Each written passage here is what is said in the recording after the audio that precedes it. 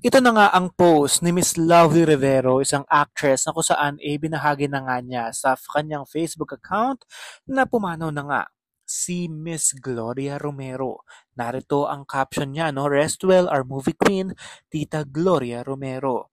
Praying for the repose of your soul and for strength. And for Miss Marites Gutierrez ng kanyang anak, Chris, and the whole family during this very difficult time. Mahirap nga talagang tanggapin. Ngunit yun na nga kumpirmadong pumanaw na nga ang batikang aktres na si Miss Gloria Romero. Ito na nga ang saloobin ng kanyang anak na si Miss Marites Gutierrez. Maraming salamat po. Thank you everybody for loving my mom. For 70 years, she's been in the industry. Nung araw ay senior people. Ngayon ay may mga bata na because of GMA. Nabigyan siya ng project na Daig Kayo ng Lola Ko, which I love the most. Ang ganda talaga ng project na yon. So, ang lawak ng age gaps ng fans ni Mama, from matanda to children. We're really close. I tell her everything. She tells me things na hindi maganda na dapat gawin. Although syempre may sarili naman akong character. But hindi siya nagkukulang magbigay ng advice. And most of all, I'll miss her jokes.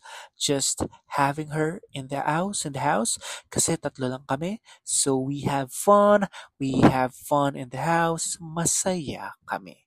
Yan ang sinabi ng anak na si Miss Marites Gutierrez. Napakasakit kung ihahambing mo ang sakit na nafe-feel ngayon ng kanyang anak dahil nga tuluyan na ngang lumisan ang kanyang nanay at syempre minahal nating lahat na si Miss Gloria Romero.